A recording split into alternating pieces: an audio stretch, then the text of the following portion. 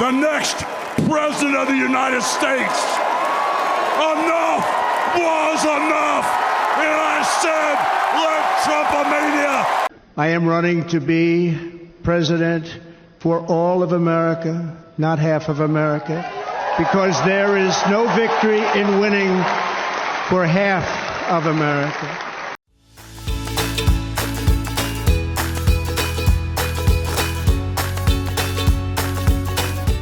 As the United States presidential elections loom on the horizon, political tensions are simmering between and within the Republicans and Democrats.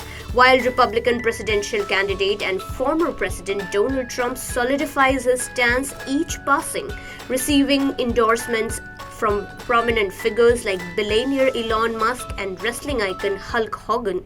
But what happened last week when they took a shot at my hero and they tried to kill the next President of the United States? Enough was enough, and I said, let Trumpomania run wild, brother. Let Trumpomania rule again.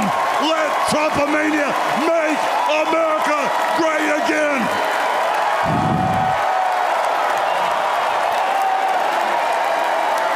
President Joe Biden's position has remained unstable ever since his major gaffe at first presidential debate with Trump, which has led major Democrat members, including former President Barack Obama, to urge Biden to withdraw from the race.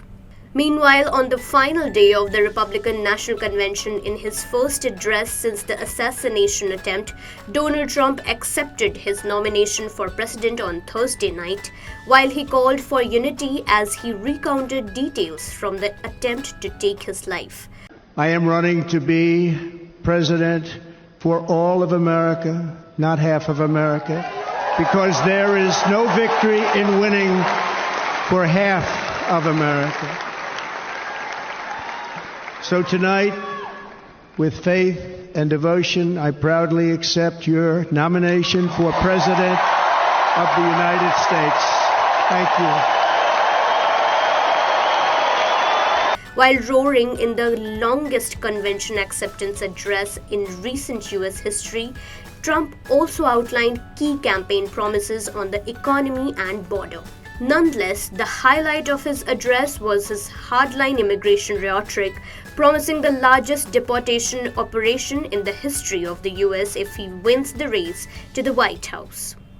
They're down because they're sending their murderers to the United States of America. This is going to be very bad. And bad things are going to happen, and you're seeing it happen all the time. That's why, to keep our families safe, the Republican platform promises to launch the largest deportation operation in the history of our country. Alongside Donald Trump's newly selected running mate J.D. Vance, Indian origin wife Usha Chilukuri, Vance made her debut in US politics as she introduced her husband at the RNC event. Speaking of Republican presidential candidate J.D. Vance, Usha, the daughter of accomplished Indian immigrants in the States, brought forth a compelling American story about the Republican VP pick. In fact, on the second day of the RNC event, in his address, Trump's VP pick, J.D. Vance, while talking about her Indian origin wife, stated that South Asian immigrants are incredible people who have enriched the country in several ways. Nonetheless, while there are cheers and gratefulness among the Republicans for having their US presidential candidate survive the assassination attempt, the Democrats, on the other hand, are in chaos and distress. President Biden's age, combined with his recent gifts in domestic and international arenas, has prompted the party leaders to urge him to withdraw his presidential candidature. If reports are to be believed, President Joe Biden is more isolated than he has ever been, with many senior-ranking White House and campaign officials now privately believing that he must abandon his campaign for a second term.